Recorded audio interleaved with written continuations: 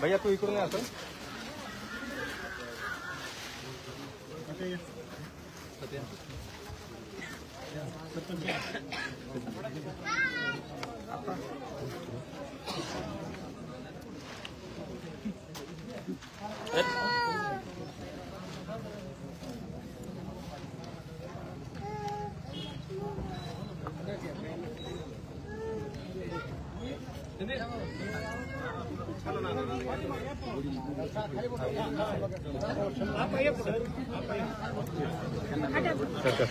थोडं सरकार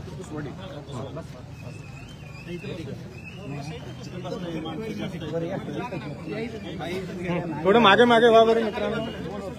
सगळं खाली बसा, खाली खाली बसा, खाली बसा, खाली बसा, खाली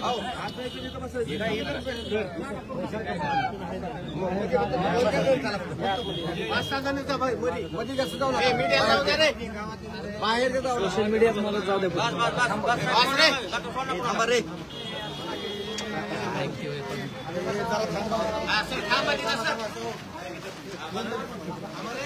हे मागे थोडंसं मागे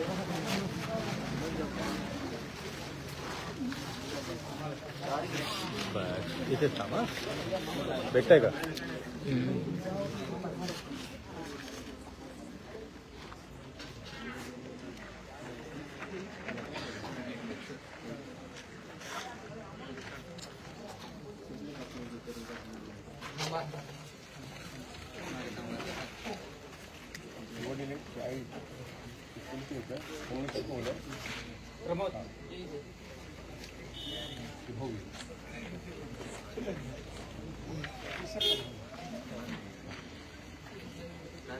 वडिलांकडे पाहिल्यानंतर आणि त्यांचं घर, त्यांची परिस्थिती, त्यांचं गाव बघितल्यानंतर खूप मनाला वेदना झाल्या.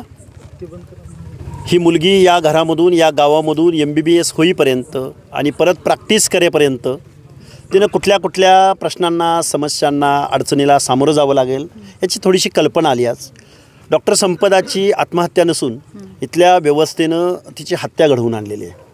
इथल्या व्यवस्थेचा त्या बळी आहेत.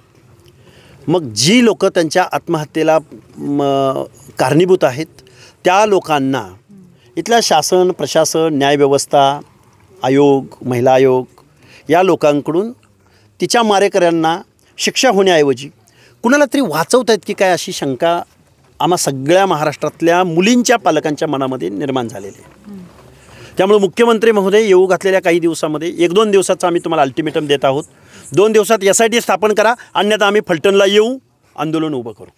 राज्यामध्ये महिला जर सुरक्षित असत्या तर डॉक्टर संपदा MBBS करून 1-2 वर्षाचं प्रॅक्टिस करणारी गरीब आईवडिलाची लेक, जी शेतकरी आहे, जो शेतकरी आहे, स्थलांतरित शेतकरी आहे, तो ज्याच्या पाठीमागं दोन भाऊ, एक बहीण आहे, आईवडील आहेत, ह्या सगळ्या लोकांना विसरून ती आत्महत्या करू शकते का? आणि आत्महत्या करण्याएवढी बेजबाबदार आम्हाला असं तिच्या एकूण एज्युकेशनवरून आणि वर्तनावरून वाटत नाही. पण तिला आत्महत्या करण्यास प्रवृत्त केलं गेलं का, हत्या झाली का, बळी गेला का, काय गेला, याचं उत्तर मिळालं पाहिजे आम्हाला. आणि याचं उत्तर जर मिळणार नसेल, SIT स्थापन होणार नसेल आणि या पण गोष्टीमध्ये जर राजकारण होणार असेल, लोक दगडी हातामध्ये घेतील. इथल्या व्यवस्थेवरचा विश्वास ज्या दिवशी संपेल त्या दिवशी खरोखर लोक आपल्याला योग्य तो धडा शिकवतील. नोटमध्ये असं देखील नमूद करण्यात आलेलं आहे की कुठेतरी जातीवरनं आणि जिल्ह्याच्या कारणावरून हिनवल्या गेल्या आणि टॉर्चर केल्या गेल्या. नाही, त्या तर गोष्टी आहेतच, त्यांनी लिहूनच दाखवलेल्या आहेत. आणि मुळात ह्या गोष्टीला अनेक कंगोरे आहेत. ऊसतोड कामगार आहेत, फिटनेसचं सर्टिफिकेट देणं घेणं असो, पोलीस डिपार्टमेंट कशा पद्धतीनं आरोग्य विभागावरती, आरोग्य विभागाचं हे जे कोण धुमाळ आहेत, डॉक्टर धुमाळ आणि कोण महाडिक आहेत, या लोकांना घ्या ना चौकशीमध्ये, सगळे अँगल तपासा ना. आणि न्याय अपेक्षित आहे ना. न्यायाची अपेक्षा असताना तुम्ही पुढाऱ्यांचं काय पाठराखण करताय? तुम्ही मुख्यमंत्री पदावर आहात, तुम्ही आयोगाच्या अध्यक्षपदावर आहात, तुम्ही असं कसं काय वागू शकता? एवढं बेजबाबदार, हे भयानक आहे. ओके सर, शेवटचा प्रश्न आहे. कुटुंबियांसोबत तुम्ही बातचीत केलेली, याबाबतीत पुढच्या काय मागण्या आहेत सरकारकडे? पुढच्या SITची स्थापना झाली पाहिजे. मुलीच्या या गरीब आईवडिलांना आता बघा, आर्थिक मदत झाली म्हणून संपदा परत येणार नाही. आता काय करायचं, कुठल्या भावनेनं आम्ही आर्थिक मदत झाली पाहिजे म्हणायचं. आर्थिक मदत झाली पाहिजे. त्यांच्या मनामध्ये एक तर संपदा गेलेली आहे, पण दुसरी संपदा घडू नये यासाठी शासन काय पावलं उचलणार आहे. हे पहिल्यांदा महिला आयोगाच्या अध्यक्षाचा राजीनामा घ्या, तीही मागणी आमची असेल. एवढं बेजबाबदार आणि थिल्लर वागणं या महिला आयोगाच्या अध्यक्षाकडून असेल तर आम्हालासुद्धा रस्त्यावर उतरवावं लागेल. आंदोलनाचं स्वरूप काय? स्वरूप आम्ही पलटणला जाऊ, पोलीस डिपार्टमेंट समोर बसू, धरणे आंदोलन करू, संपदाच्या आईवडिलांना भावाला घेऊन आम्ही तिथं बसू. जर 2 दिवसात SIT नाही स्थापन झाली तर या महाराष्ट्रामध्ये दुसरी संपदा घडू नये या महाराष्ट्रामध्ये, यासाठी आम्ही पुरेपूर प्रयत्न करू. महिलांनी वेगळं वळण लावलं जातं ज्या घटनेला, तशा पद्धतीने महिलांनी असं वेगळं वळण लावलं नाही पाहिजे, असं यासाठी काय आव्हान करावं? वेगळं वळण म्हणजे काय म्हणतात? वेगळ्या दृष्टीने त्या मॅसेज दिला जातो की लाज वाटली पाहिजे तुम्हाला. एका लेकीची हत्या झाली, एका लेकीचा बळी घेतला गेला आहे व्यवस्थेकडून, त्याच्यावर बोलायचं राहिलं बाजूला. तुम्ही तिच्या नीतिमत्तेवर बोलताय.